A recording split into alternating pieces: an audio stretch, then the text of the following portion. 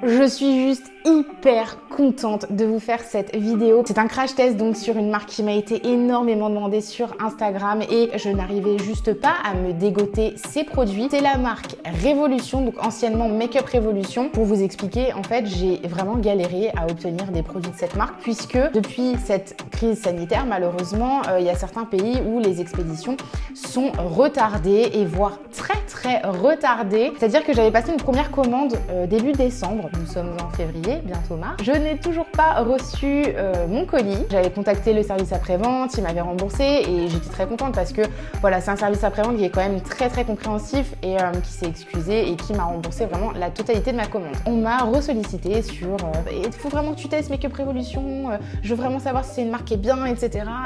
Enfin vraiment, il faut que tu fasses le crash test. Je veux absolument vous faire ce crash test, même pas que pour vous en fait. Moi-même, j'ai envie de tester cette marque depuis tellement longtemps. Alors, il y a certaines personnes qui venaient en privé qui me disaient oui, tu peux peut-être essayer de commander sur Asos, je sais qu'ils en font. Sauf que sur ces sites-là, en fait, il n'y avait pas exactement les produits que je voulais absolument et j'avais pas envie d'acheter à contre-cœur. Donc, j'ai retenté, j'ai repassé une commande en début janvier et nous sommes bientôt en mars, donc ça va faire 2 mois et encore une fois, le colis n'est jamais arrivé. Et hier, j'ai eu tellement de chance. En fait, si vous voulez, je suis partie faire les courses. Donc mon chéri m'a lâché un petit centre commercial. Et en fait, à la base, on est en confinement, donc les magasins sont fermés. Et il y avait un magasin un peu style parapharmacie, cosmétique qui était ouvert. Et je me suis dit, bon, vas-y, je vais aller jeter un petit coup d'œil. Et là, je vois quoi? Un mini stand Make-up Révolution. J'étais là genre...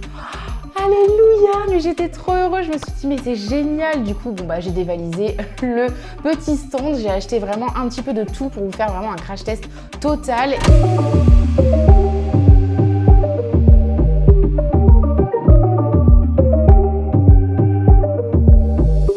Je me rapproche comme à mon habitude, on va donc pouvoir tester cette petite marque, je suis trop contente, vraiment vous n'imaginez pas à quel point. Alors, j'ai quand même...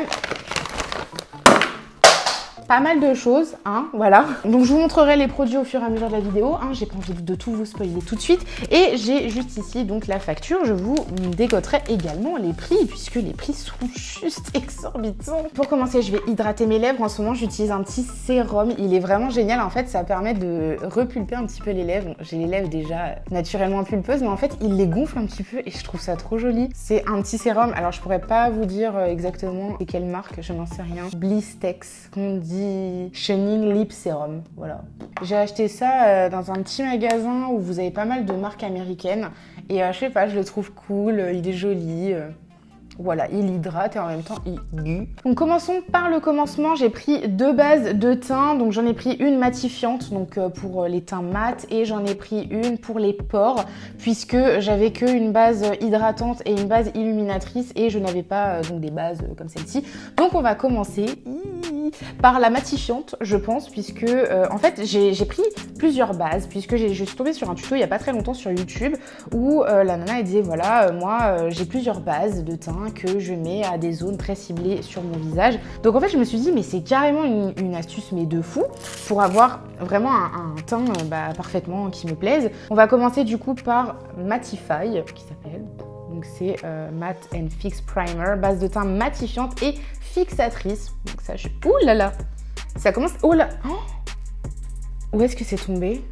Hop, ah ouais, ça coule déjà. Donc là, je vais la mettre vraiment sur l'intégralité de mon visage. Faire attention quand vous l'ouvrez, moi, ça va commencer à couler. Hop, donc là, j'en mets vraiment sur à peu près l'intégralité de mon visage. Pas vraiment tout, puisqu'au niveau, donc comme je vous le disais, de la zone T, je vais mettre le truc pore, là, pour les pores. Waouh, ça rend le visage mais hyper lisse, quoi. C'est trop étrange comme texture, parce qu'en fait, on a l'impression qu'il y en a encore et encore et encore et encore, alors que non, j'ai vraiment tout mis sur le visage. Et ensuite, je vais donc mettre la poreless au niveau des zones où j'ai des pores, donc au niveau de ma zone T, donc base de teint préparatrice et lissante. Et donc celle-ci, on va pouvoir la mettre... C'est normal qu'elle soit liquide? Ah non, il faut peut-être que je la secoue.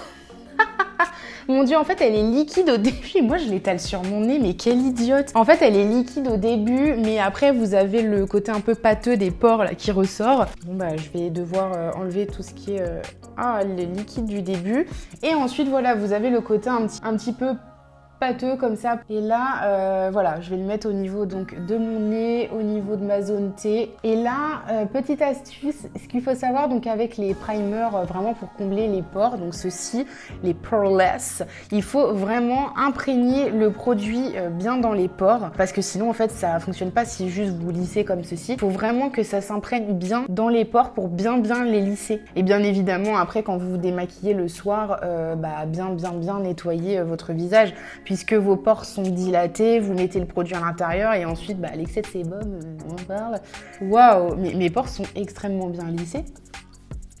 J'aime beaucoup. Mais on en parle de ces pores tout lisses sur le bout du nez, on dirait que j'ai pas de points noirs, c'est pas possible. La deuxième étape, j'ai pris un fond de teint, et vous connaissez mon amour pour les fonds de teint, j'en ai déjà une quinzaine, mais je ne peux pas m'empêcher à chaque fois que je teste un produit, c'est de tester leur fond de teint. C'est vraiment quelque chose que j'adore. Donc celui-ci, c'est le Conceal and Define, et c'est un fond de teint du coup en couvrance totale. J'espère ne pas m'être trompée au niveau de la teinte, parce qu'il n'y a plus les testeurs dans les magasins, on peut plus tester les teintes, on peut plus trop se rendre compte quelle teinte on doit utiliser. J'ai pris F2, il n'y avait pas de nom. En tout cas, au niveau des packaging, je suis assez contente puisque vous n'avez pas de boîte cartonnée. Vous avez vraiment juste les produits comme ça avec juste bien évidemment un plastique tout autour. Ça, côté hygiène, c'est tout à fait normal. Mais ça, je suis plutôt contente. Oui, je suis plutôt contente qu'il n'y ait pas un milliard de cartons qu'on fout ensuite à la poubelle. Je n'arrive pas à l'ouvrir. Comment est-ce qu'il... Alors, donc ça se tourne. Oh la vache! On dirait un super gros... On dirait un super... Je n'avais jamais eu de fond de teint comme ceci, je suis trop contente. Oh ouais, je me suis pas trompée au niveau de la teinte. Là, on est ok. Ah, je trouve ça trop cool. Pensez que j'en ai assez mis. Maintenant, je vais étaler donc avec un pinceau, bien évidemment. Maintenant, vous connaissez mon amour pour les pinceaux et je vous ai fait une revue complète sur les pinceaux vs l'éponge. Pourquoi c'est mieux d'utiliser un pinceau? Je vous la mets juste ici si ça vous intéresse. Alors déjà, la couleur parfaite. Il couvre bien. Hein. Il a une petite odeur ou c'est mon pinceau qui pue? Non, j'ai l'impression que le fond de teint, il a une petite odeur. Pas forcément hyper désagréable, mais pas agréable non plus. Oh mon dieu, on dirait Casper. Alors, je vous dis que c'est ma teinte puisque moi, j'utilise des teintes plutôt claires. J'aime pas prendre des teintes qui sont pile poil la couleur de mon visage puisque c'est des teintes qui finalement ne sont pas du tout accordées avec mon cou.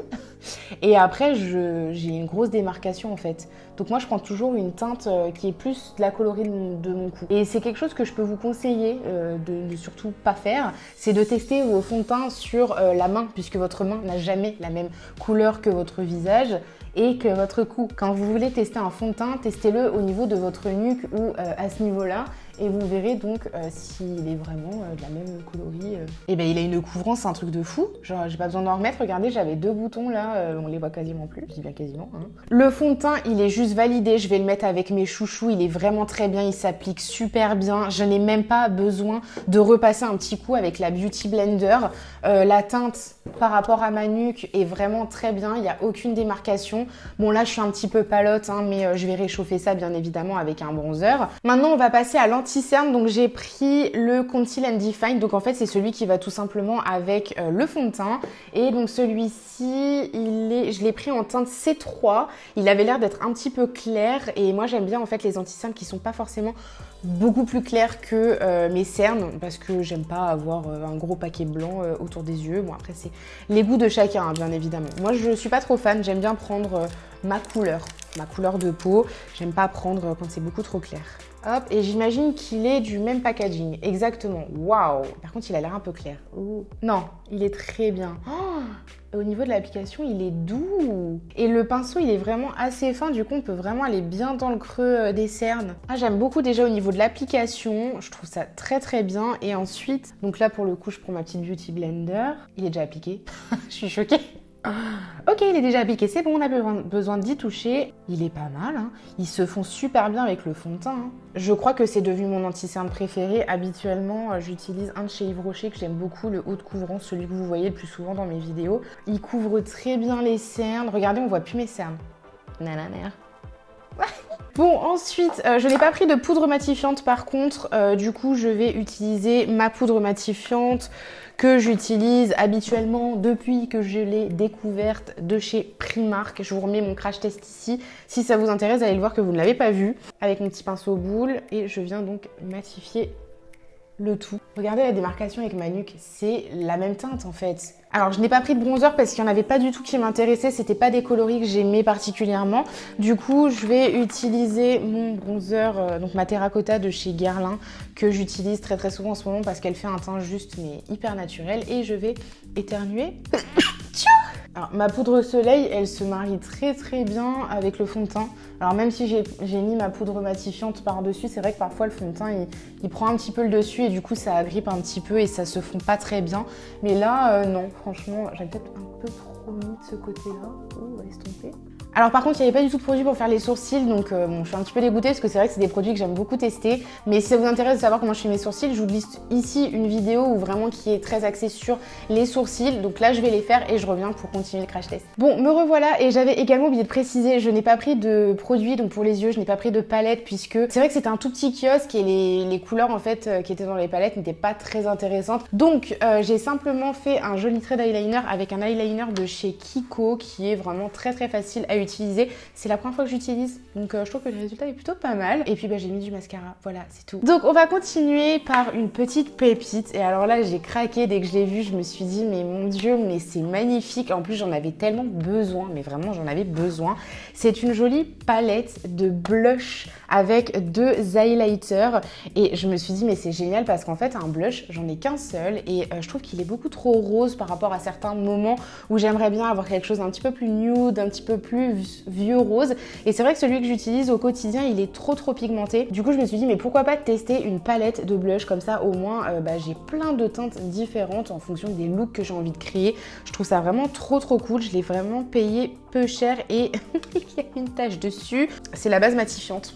J'ai fait tomber dessus tout à l'heure. Mais les teintes, elles sont juste trop jolies. On a vraiment le choix. On peut faire tellement de looks. Je sais même pas quelle couleur je vais utiliser. Alors là, en l'ouvrant, je viens de remarquer, vous avez donc 2 highlighters.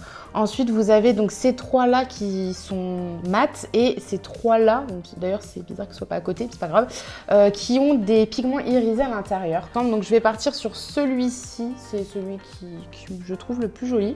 Oh, oh mon Dieu, mais j'en ai trop mis, mais il est trop pigmenté, faut bien remonter. Oh là là. Ah non, on dirait une poupée, c'est pas joli, bouh. Je viens prendre mon pinceau pour estomper, mon pinceau où j'avais la poudre matifiante. Oh, mais c'est trop pigmenté. Faut vraiment estomper de fou. J'ai une tache rose là sur le visage. Bon, il est vraiment magnifique, il est vraiment très joli, je suis trop contente, mais c'est hyper pigmenté les gars, faut faire super gaffe. Hein. Prélevez vraiment très peu de matière. Ou alors faites comme moi, vous reprenez votre pinceau avec lequel vous avez mis votre poudre libre, votre poudre compacte, et puis vous estompez avec. Vous avez cru que j'allais pas mettre d'highlighter?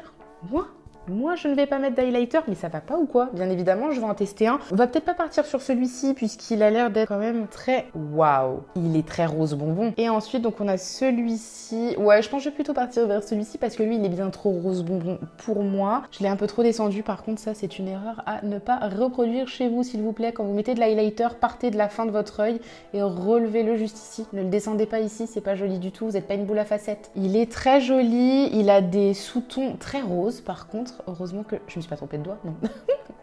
Parce que je trouve qu'il a des sous-tons très roses quand même. Je me suis demandé si je m'étais pas trompée de doigt avec celui-ci. On se fait un kiff ou pas? Allez, je prends le rose bonbon et je viens le mettre ici, en dessous de l'arcade sourcilière. Un peu trop rose, mais bon, hein, vu que je l'ai fait, je vais jusqu'au bout.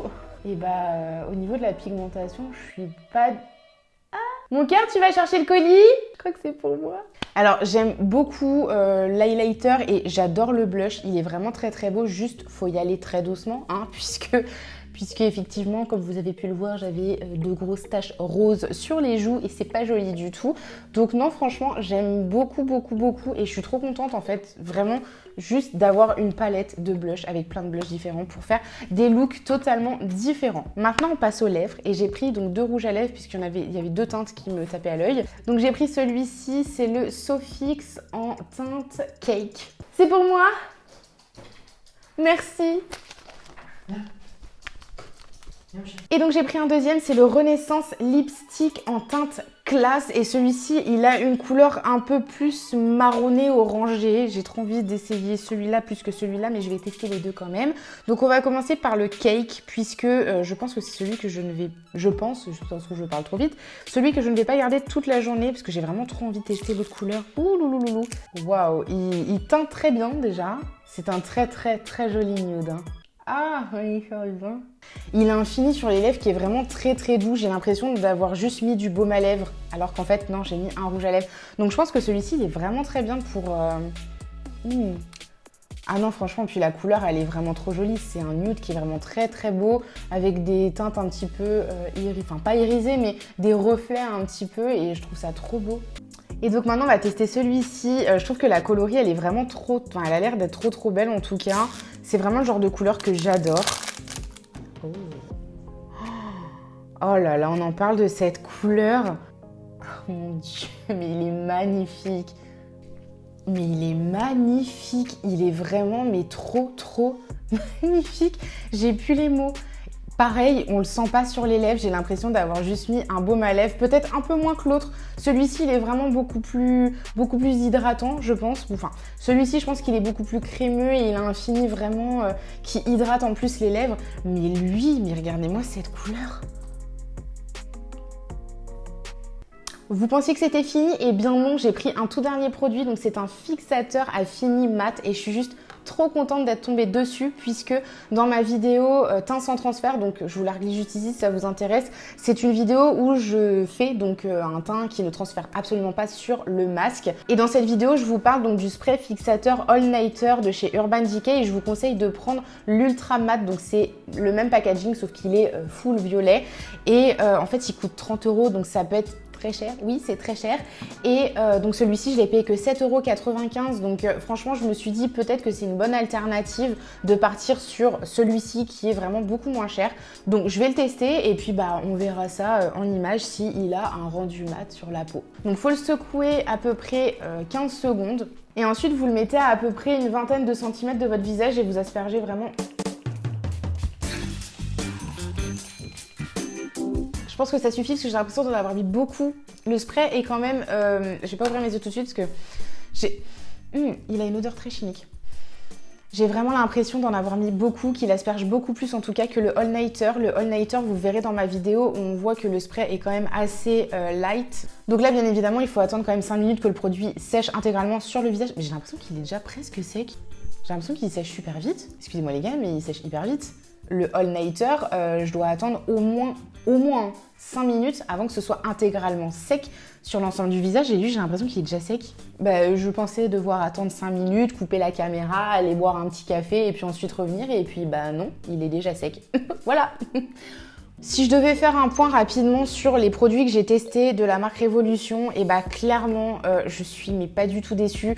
On n'a pas arrêté de me dire Estelle achète ces produits, bah écoutez je suis pas du tout déçue parce que niveau rapport qualité-prix, on est quand même sur des produits avec de la pigmentation, avec des coloris vraiment très jolis, avec des packaging très très sympas et avec un rendu mais juste hyper joli pour des prix mais juste... C'est incroyable quoi, ça coûte rien, ça coûte vraiment rien et les packagings sont très jolis, sont très travaillés, la pigmentation, mais est-ce qu'on n'en parle plus? Le temps passe et plus le fini mat est en train de devenir encore plus mat. Excusez-moi les gars, mais je l'aime beaucoup.